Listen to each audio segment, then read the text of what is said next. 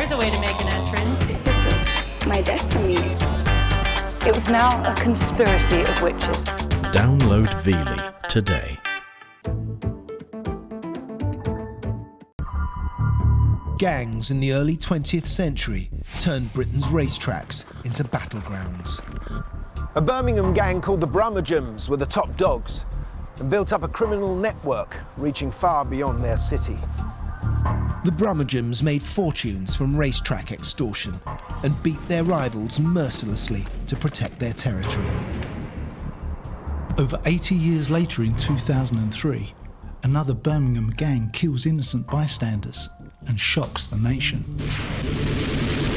But behind the guise of a random shooting lies a complicated vendetta between two gangs, where rivalry, ego, loyalty to the gang outweighs even the love of their own family.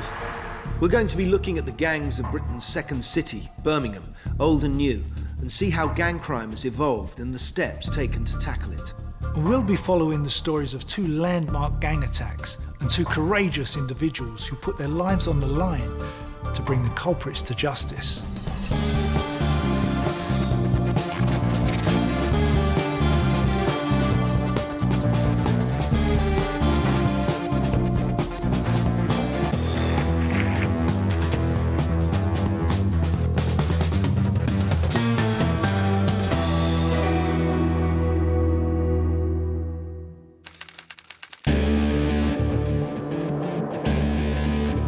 In the 19th century, Birmingham was known as the City of a Thousand Trades.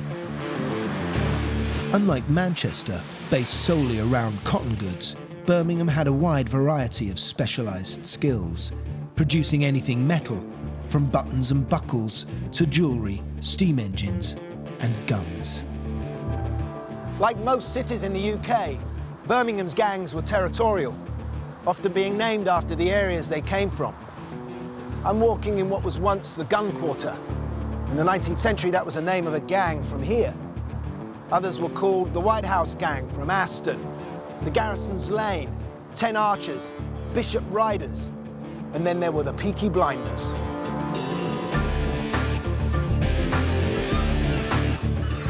During the 19th century, the population of Birmingham swelled from 74,000 to over 630,000. There was overcrowding, back-to-back housing, filth and poverty. Gang fights were commonplace. But then Birmingham underwent vast redevelopment. People moved out of the congested centre to newly built estates in the suburbs. Early in the 20th century, one of the Birmingham gangs, known as the Brummageam Hammers, began to spread from the streets of Birmingham to around the country. And this was all because of one lucrative business: horse racing.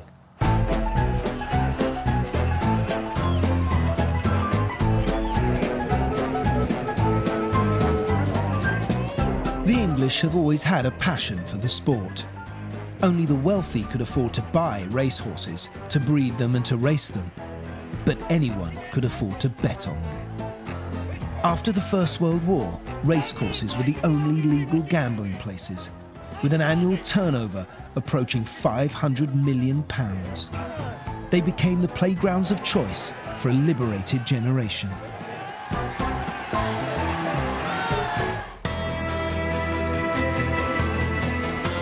But the bulging satchels of the bookmakers attracted criminal gangs wanting a piece of the action, and the Brahmagems wanted the biggest slice.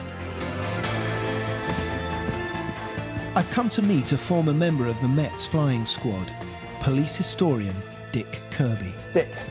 Gary, delighted to meet you. Yeah, good to meet you.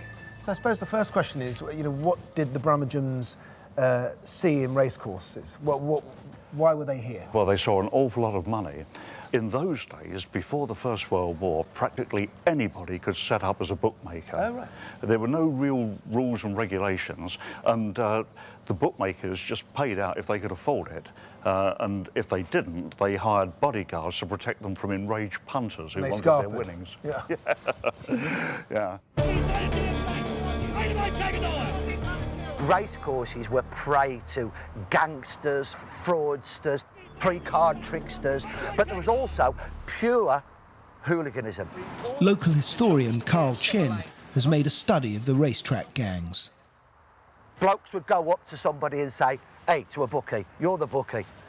Oh, give us 10 bob for poor old Fred, he's just come out to nick.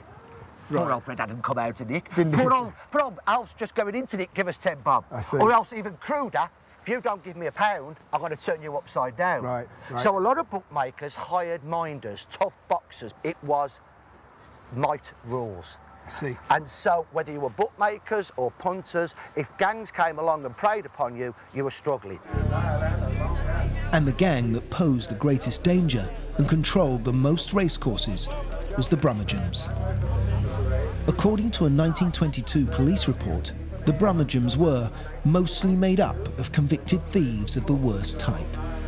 These men, they're not your run-of-the-mill fighter who comes out the pub perhaps on a Saturday night, had a few too many, and him and his bloke down the road have had a fallout and they have a set to. They were really violent, nasty men who enjoyed violence.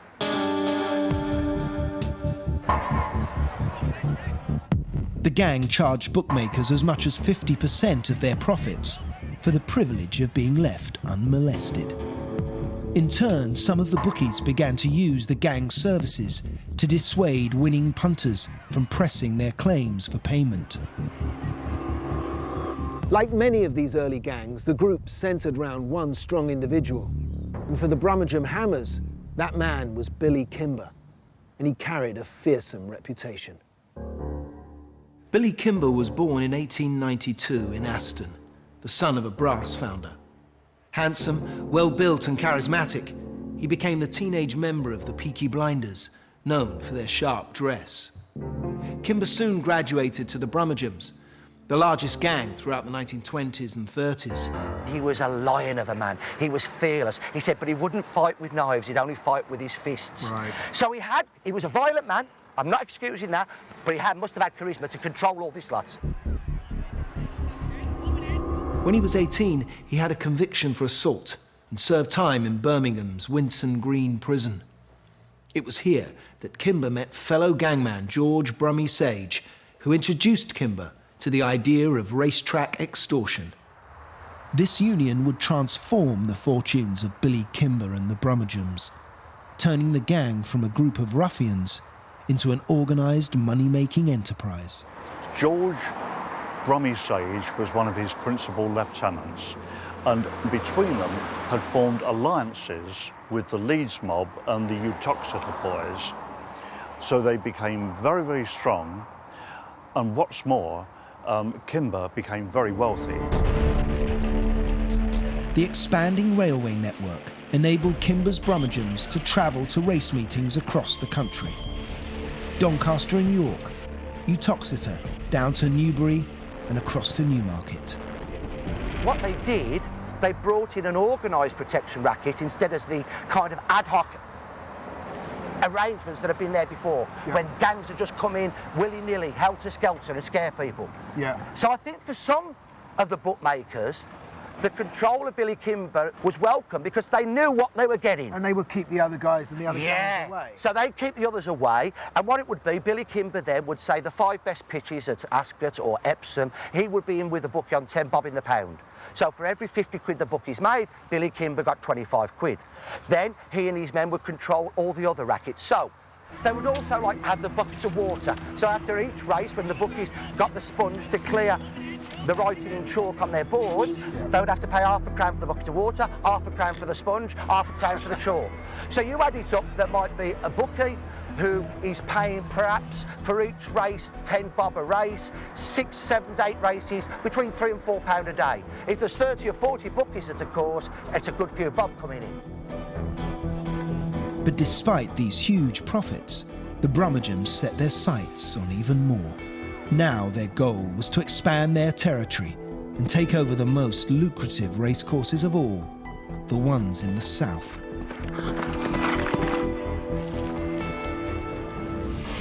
Gang crime in Birmingham has changed since the 1920s and 30s. Instead of running a money-making enterprise across the country, like the Brahmagems, now gangs battle over respect. and territory. One of the oldest and bloodiest feuds in recent years has been between two black gangs. The Johnson Crew, named after a cafe in Johnson Street, and the Burger Bar Boys. Its juvenile name taken from the fast food outlets in the Lascelles district, Master Gang's Menace. Its members carried out some of the most savage incidents of gang violence in the city. These are the areas they command. The A34 is like the unofficial boundary, the front line between the two gangs. The Johnson Crew tend to be based in the northeast, around Aston. The Burger Bar Boys to the west, Lascelles, Winson Green, Handsworth. And the Burger Bar was right here. I've come to meet crime reporter Amardeep Bassi, a journalist who has reported on Birmingham's gangs for many years. Just behind us is where the Burger Bar used to be, from which the Burger Bar gang took their name. Right, so it's been redeveloped? Yeah, it's all become offices and apartments and stuff now, but for a long time it was known as the Burger Bar. Just tell me a bit about why gangs started in Birmingham. Well, originally the gangs, certainly the black and Asian gangs, started off as, you could say, almost vigilante gangs. There was a big problem with skinheads and the right wing in certain parts of Birmingham, and these gangs formed essentially to look after their own communities. But in 1981, tensions exploded in vicious race riots. Heavy-handed policing only inflamed the aggression on the streets as groups of young black youths began to take the law into their own hands. It kind of empowered a lot of the young black kids, in that they thought, well, hang on, we've rioted, we managed to put the police on the back foot, you know, we can show some force when we want to. Eventually, as the right-wing threat dissipated, they kept that organisation together, and it became more of a criminal network. As drugs started coming into the community, they used those bonds and those links they had and directed towards criminal efforts instead. Right, so they were making money out of drugs. That's right, yeah. But along with drugs comes profit and territory, becoming a wedge which split the black gang into two: the Johnson Crew and the Burger Bar Boys. When drugs came, it became a case of, well, you know, who can make the most money, and that's what caused the main split. People who were friends originally became sworn enemies. As crack cocaine swept through the city's poorest neighbourhoods, money poured into the gangs. The rivalry escalated, and so did the violence. In 2002, a series of tit-for-tat shootings between the Johnsons and the Burger Bar Boys began when Johann Martin was shot in the middle of West Bromwich High Street in broad daylight. 24-year-old Johann Martin was a leading member of the Burger Bar crew. He happened to be spotted by two female members of a gang which is affiliated to the Johnson Crew. Now, they not only let members of the Johnson Crew gang know that Johann Martin was there, they also said that he was trying it on with them, in effect. Right. And within about 15 minutes of the phone call being made to Johann Martin's killers, they were there on the scene, in a car, the car parked up next to Johann's car, and shot at Johann while he was sat in his parked car on the high street. But this is unusual, isn't it, for girls to go that far, to be part of a gang and become the perpetrator? That was a first in a lot of ways. For them to actually take part actively in a murder was a new thing. People, hadn't seen that before. But there would be more. And now that girls were gang members, they too could become targets for rival gangs. On the night of January the 2nd, 2003, events would spiral out of control in one of the most callous slayings the city had ever seen. In the 1920s and 30s, the most powerful gang from Birmingham were called the Brummagems. They were led by a charismatic gangster called Billy Kimber. The Brummagems took control over many of the country's lucrative racetracks. They travelled to race meetings across the country, coming south to the big events with the most money, to Ascot and Epsom. This is what they would have looked like at the time. This photograph was taken in 1919. sharp suits, buttonholes, boaters. But in contrast to their elegance, these are the sort of weapons they would have used. Hammers and blades, flick knives, cutthroats, bottles, and if all else fails, a revolver. A pretty formidable arsenal, but keeping control of the race circuits far away from home turf was always going to be tricky. In the south, the Brummagems faced tough competition from a major Italian crime family called the Sabinis. The racetracks in the south were run by the Italian mob, and the Italian mob was run by Charles Darby Sabini, who had got 4 brothers, George, Joe, Fred and Harry Boy, and they were all... Christened Harry Boy, was he? He was christened Harry Boy, yeah. And they were all a very tasty bunch. Darby Sabini had boxed as a middleweight, and he always had a fully loaded automatic in his back pocket. The Brummagems boys came up against the Sabinis many times. This rare photograph shows both gangs posing for camera. Later, they became locked in tit-for-tat scraps until the violence reached a peak when Darby Sabini shot at Billy Kimber. Kimber decided to call a truce. He went to meet Sabini. But one of Sabini's men, a particularly violent man called Alfie Solomon, shot Kimber. Billy Kimber was found outside Sabini's flat with a bullet in his side. And Alfie Solomons later stood trial for his attempted murder, but was acquitted after everybody lost their memory. Including Kimber? Including Kimber, who refused to give evidence Because anyway. It was the code, I guess. And yes. I guess he didn't want the police involved with anything, did he? No. Then, just weeks later, at the Derby meeting in Epsom, the Sabinis attacked an associate of Kimber's with a mallet and bottle. For Kimber and the Brummagems boys, this was a step too far. Their retaliation would be brutal. On the first day of the Epsom Derby in 1921, the Birmingham boys decided to ambush the Sabinis. They left the race meeting early in a charabanc and hid in wait for them at Ewell, a few miles from Epsom. And this is where the attack took place.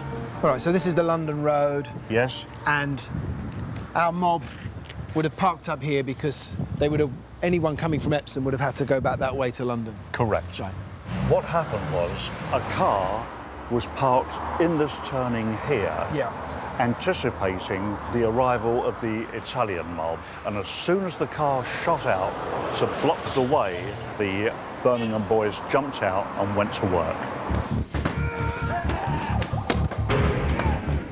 That attack was incredibly vicious, wasn't it? It was a scene of carnage. The people in the houses round here were apparently screaming with terror because the Birmingham boys were equipped with guns, with hatchets, house bricks, iron bars, knives, and they really went to work.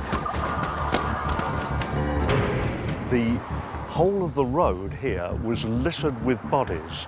There was no one who was left standing. One of them had 3 fingers cut off on the gang that they thought were their adversaries, the Italian mob. But then they discovered, all too late, that it wasn't the Italian mob at all. It was their own associates from the north, the Leeds gang. One of the Leeds men heard somebody running behind him, and this was one of the Birmingham boys holding a hammer, and he looked to see if the Birmingham boy was gaining on him, and suddenly realised that he was one of their allies. And he said to this chap, "You've made a bloomer. We're from Leeds." And strangely enough, the Birmingham boy replied, "My God, I hope not. Anyway, if you are, get into the bushes, because there's no holding this lot and they'll be murdered on today." And it was just by a gracious dispensation of Providence that there wasn't. After their disastrous ambush, the Brahmagems made off in a bright blue charabanc. Not the most inconspicuous of vehicles if you've got the police after you. And it wasn't long before Police Sergeant Joseph Dawson spotted it parked up outside here, which was then a pub known as the George and Dragon. Why the gang of 28, after committing such a terrible crime and knowing that the police were after them, decided to come in and have a drink here, I have no idea. I can only assume they were thirsty. The attack at Ewell had been so violent and bloody that the police first thought it had been a Sinn Féin operation and issued firearms to their officers. So, following the attack, it was here to the George and Dragon that the Birmingham boys came, and it was in this garden that they sat down to refresh themselves after their exertions. Celebrating. Absolutely. And it was Sergeant Dawson who came walking in here, and upon having heard that they had come from Birmingham and seeing the state of their clothing, which was absolutely splattered with blood, Sergeant Dawson courteously asked the members of the Birmingham boys to consider themselves under arrest. What did they think? They rose as one, all 28 of them, and the plucky Sergeant Dawson drew out his revolver and said, "I shall shoot the first man who tries to escape." Right. And immediately they calmed down. So how long did Dawson hold them before he had reinforcements? I should think it was quite quick, but it must have seemed like an eternity to him. Dawson was able to hold them at gunpoint until the flying squad arrived and arrested them.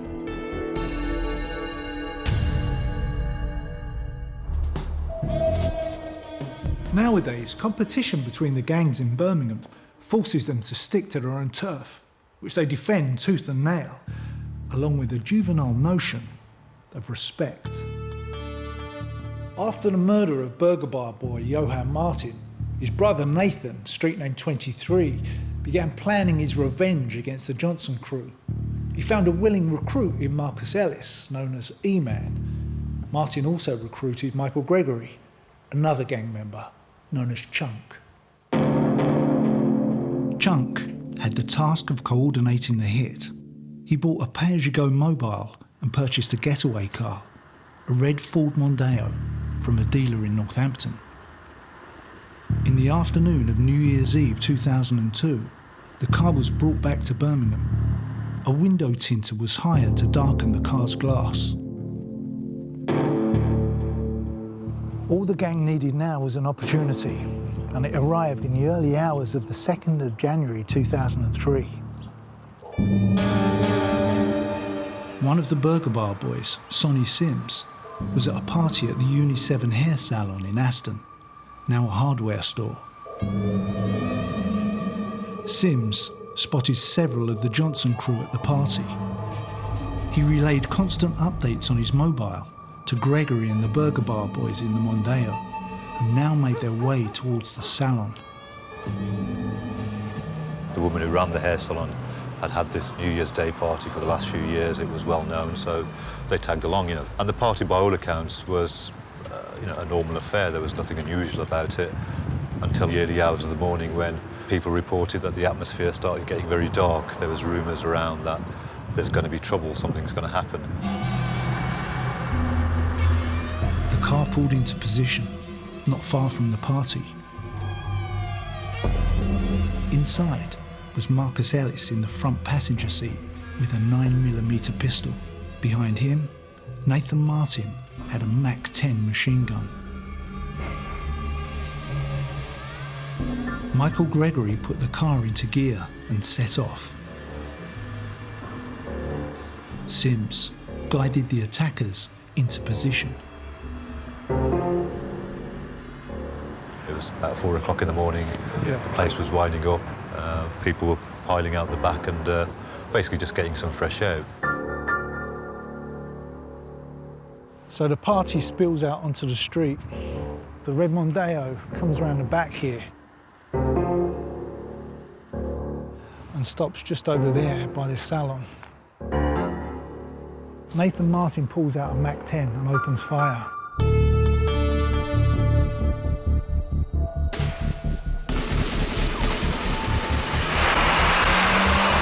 within a split second, 23 empty cartridges are spewed out from the machine gun. Charlene Ellis was the first to die, hit 3 times. Letitia Shakespeare, 4 times. Charlene's twin sister Sophie, their cousin Cheryl Shaw, and friend Leon Harris were all injured. You know what hits me here, right? He must have been, what, 4 foot away? That's right. Yeah. When he opened up with the Mac? He was so close that witnesses actually could point, you know, in court they actually said the shape of the gun. They saw his finger on the trigger, it was that close. You know, they could make out... I can see it, there's not much space here, you know, the car comes through here, Yeah. the girls must have stood there. There would have been people, you know, milling around here, there would have been, you know, only a little bit of space for that car to come through. And on both sides there would have been people. And it was literally a case of sticking the gun out the window and pressing the trigger. And then they put their foot down and straight out that way, which then gets them onto the sort of main routes in and out of Birmingham. And then you're onto the motorway junction. So, you know, they seem to have made a clean getaway. I mean, as far as they were concerned, you know, Yeah. it was a job done, Yeah. The police traced the car within 2 hours. They found it 4 miles away, burnt out. Much of the DNA and forensic evidence destroyed. But at the scene of the crime, the police found 37 cartridge cases, fired from 3 weapons: the Mac-10, a Spanish Llama pistol, and another weapon never recovered. What at first appeared to be an indiscriminate slaughter would unfold into one of the largest criminal investigations that the West Midlands Police Force had ever undertaken. The bodies of 2 young girls lay motionless on the ground. Innocent targets gunned down in a never-ending tit-for-tat war between Birmingham's 2 major gangs. The Burger Bar boys toasted the success of their attack with champagne. To them, it had been a huge success, as it had been carried out on their rival gang's turf. The callous and casual nature of their drive-by shooting, killing Letitia Shakespeare and Charlene Ellis, horrified Birmingham and shocked the nation. I went to see Letitia's mother, Marcia, who had to go and identify her daughter only hours after the shooting. As soon as I went into the room, I could see Letitia, she had a hairpiece on that day. And I could see that was like slinched to one side. I thought, well, this is Letitia. So I came round to have a look, and she was there on the bed, but her eyes were wide open. Really? I've never seen her eyes that wide open. Yeah. And I still couldn't absorb that she was dead. I still thought she was alive. I said, no, she's alive. Her eyes are open. She's got to be alive. And when I was walking around and looking, and when I looked, because her eyes were so open, you could see like where like the blood shot, like the shock initially just killed her. She didn't have time to even close her eyes. That horror stopped with me for about 4 weeks. I kept having nightmares, panic attacks, just couldn't.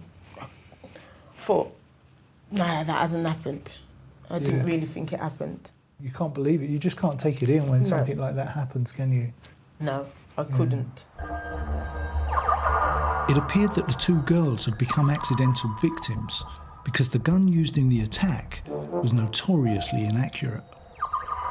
Very rare to have been found on the street. It's a military issue machine gun, fires off more than 200 rounds a minute. It's known on the streets actually as the spray and pray because it's so hard to control. I mean, even proper marksmen find it difficult to control a Mac-10. So to imagine that in the hands of a young kid who's probably never fired a gun before, it would have been all over the place. Although the murders of Charlene Ellis and Letitia Shakespeare had all the appearance of an indiscriminate shooting, the girls were not shot entirely by accident. So they came down here expecting to shoot whoever belonged to the Johnson crew. Exactly, yeah. So were the girls part of that crew? They weren't part of the crew, but it's very difficult for anybody who lives in a particular area not to associate with gang members. You know, gang members may be people that you went to school with, people that you grew up with, people that you know you may even like. Doesn't mean you're a part of that gang or condone what they do. Yeah. I know as I was growing up, it was if you walked with a prostitute, you were classed as a prostitute. Right, yeah. If you walked with someone who was stealing, you was classed as a steal. So it's about knowing that if you're going to walk around with that type of person, you're going to have that same label. They probably didn't care if they did shoot women, in that Johann Martin's murder involved women. Essentially, he was set up by women. Yeah. And that even subconsciously kind of changed the rules. It made women fair game. That night, a fundamental shift had taken place in the Birmingham underworld. Women had become legitimate targets in the turf war between the two main gangs. Even though Letitia Shakespeare and Charlene Ellis were innocent, just to be associated with a gang was enough to make them a target. The submachine gun the killers used in the attack, they now called a unisex weapon. Young women seem to be key roles in violent crime. A lot of them are being used to carry weapons, bullets. A lot of gang members are using them as debts for other gangs, drugs, rape. A lot of women are being involved. The murder of the innocent girl shocked everyone. Witnesses could point the finger of guilt, but no one would talk. It didn't take too long to identify the culprits. Yeah. They must have had an idea who was They would have had a very fair idea, and the word on the street, it was such a outrageous murder, you know, of girls, innocent girls, that people who wouldn't maybe talk to the police, wouldn't go to the police, but would find a channel to let the police know. You know, as a journalist, people were telling me who was there, and within about 48 hours, people like myself had a fair idea who the killers were. But of course, the problem for the police was, well, how do we prove it? Where's the evidence? The inquiry into the New Year's Day party shootings would be one of the biggest the West Midlands police ever launched. They had to penetrate a wall of silence. Witnesses were just too scared to come forward. It would take some extraordinary courage from some extraordinary individuals to bring it down.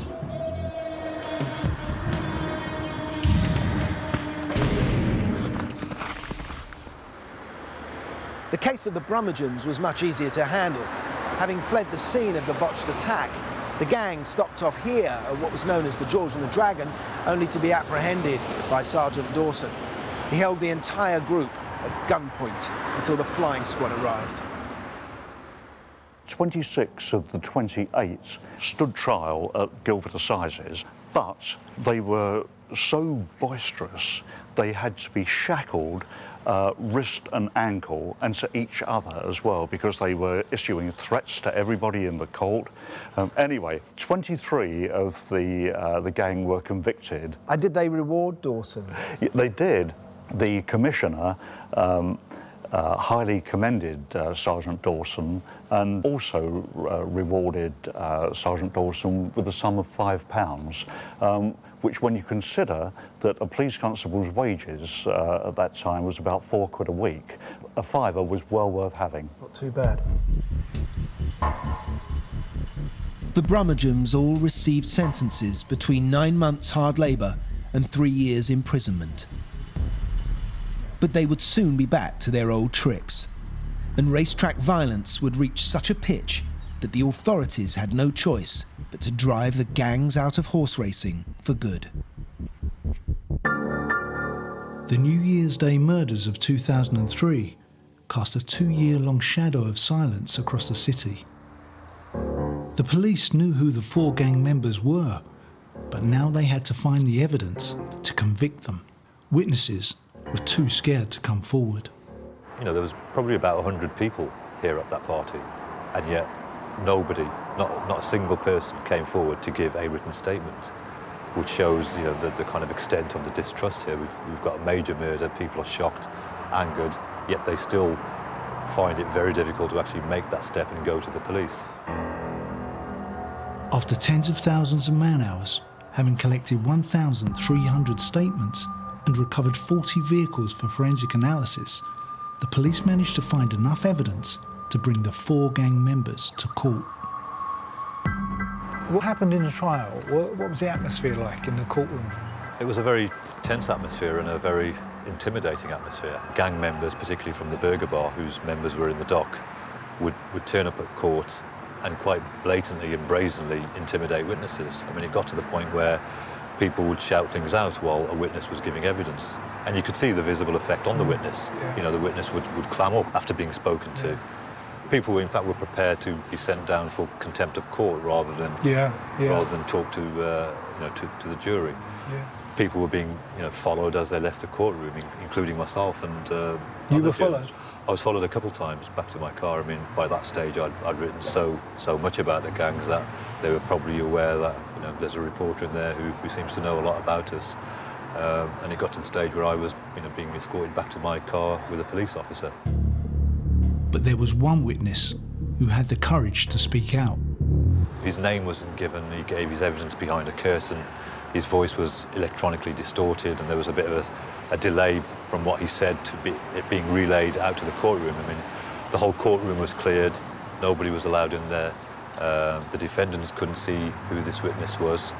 They went to unprecedented lengths to protect this witness. I think that a lot of the measures they introduced had never been seen in a British court before. Right. And it was on this witness's testimony, really, that the whole case hinged, because he was the only guy who named names, as in he said, I saw him in the car, I saw him in the car, I saw him shoot the gun, and I saw him in the car. Not only did the witness give a detailed description of the killers, he also saw Sims outside on his mobile. But would he be believed? One of the unique things about this witness was he was a gangster himself, and he made no bones about it. He told the court, I am a member, or have been a member, of the Johnson crew. I am a criminal. He was currently in jail when he was giving evidence, which brought up all kind of legal problems. The defence were claiming, well, how can we believe the words of a gangster? But the CPS and the police, I suppose, were desperate. This was all they had. Yeah. His testimony was strong, albeit it came from the mouth of a convicted gangster. Yeah. Clearly the jury believed it. Mr. Justice Goldring convicted Marcus Ellis, Nathan Martin and Michael Gregory of killing Charlene Ellis and Letitia Shakespeare. They were jailed for 35 years. Rodrigo Sims was given 27 years.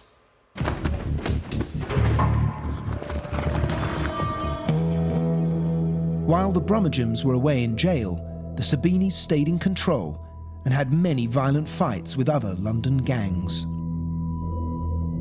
But soon the Brahmagems were out again, terrorising the racetracks. In 1925, the Home Secretary declared that something had to be done to break the gangs. Under Chief Inspector Frederick Nutty Sharp, the flying squad began to target race meetings. With just 12 officers, the flying squad personnel had to be pretty tough to deal with the various gangs. You had people like Fred Sharp, who joined the police in 1911, who was extraordinarily brave because on one occasion, about 40 of some of the worst thugs from the Italian mob all surged onto the racetrack. And Sharp walked onto the racetrack completely single-handedly and said, clear off. And just one of them demurred and collected a right-hander from Sharp, put him on his back, and the rest of them fled. And that was happening all the time. Didn't the flying squad have these rather grand armoured cars that arrived in as well? Well, these were old tenders which had been purchased from the Royal Flying Corps after the First World War, and they were enormous and ungainly. And they had these bedstead They aerials. did, yes. That's why they became known as the bedsteads, because of the aerial that could be raised or lowered. They were very conspicuous. They were extremely conspicuous. I mean, after the first time they made an arrest, all of the underworld knew about them. So they were used more as a preventative exercise where they were expecting trouble. In 1932, the National Bookmakers Protection Association was set up to make pitch allocation fairer and to finally eradicate the intimidation of bookmakers. Only a bookmaker approved by the BPA locally and by the Jockey Club can have a pitch. And that pitch cannot be sold, it has to be passed on. That cuts out people like Kimber coming in and saying, that's my pitch. The Brummagems were once the greatest gang of their era. But after the Flying Squad clamped down on racetrack gangs, they moved off into more lucrative scams, like nightclubs and casinos. The now ageing Brahmagems were past their prime and losing their appetite for violence. Billy Kimber, their charismatic leader, took one last shot at the Sabini gang before fleeing to America. Gang violence at racecourses has never returned.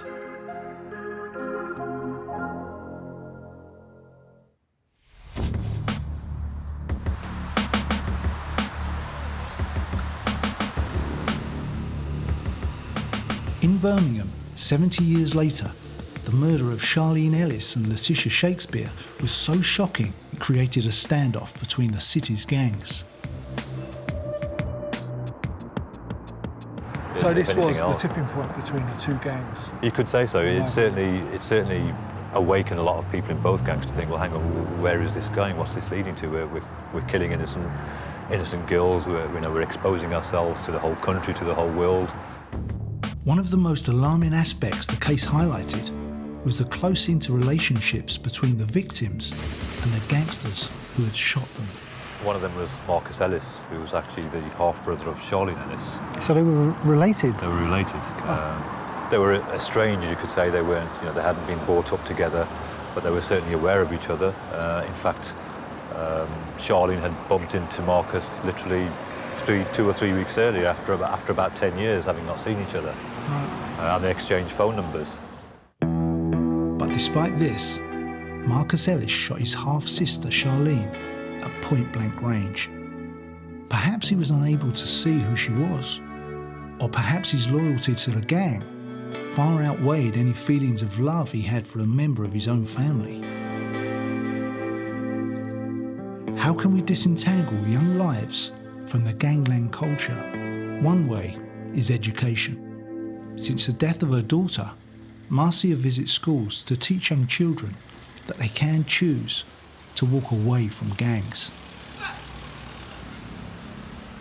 So what is your approach with the kids? Well, my approach to the kids is basically, I'm here to give you as much information around violent crime. So once I've given you the information, it's down to you as an individual to make the right choice because you've got the information.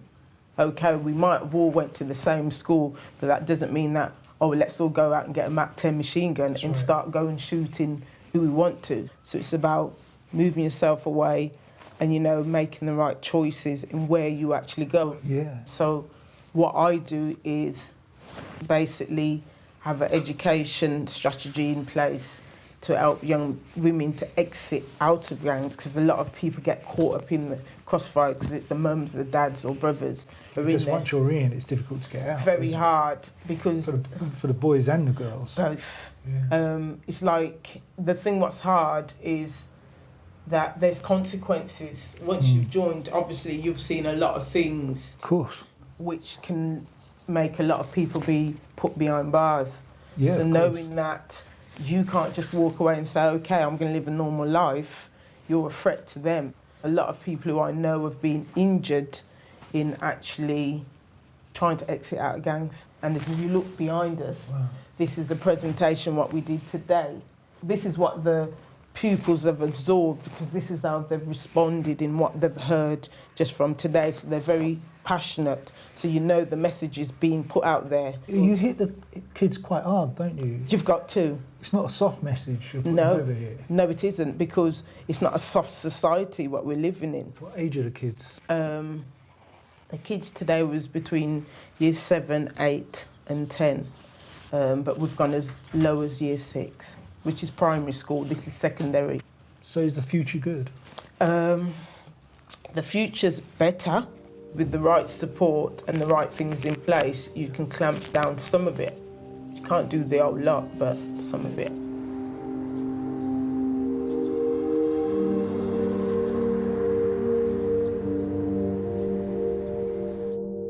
Since Since 2005, there's been a fall in the number of murders and firearm offences amongst gangs in Birmingham. The deaths of Charlene Ellis and Letitia Shakespeare brought it home to everyone in Britain the problems caused by gang feuds and the danger they pose when this level of violence spills out into everyday life.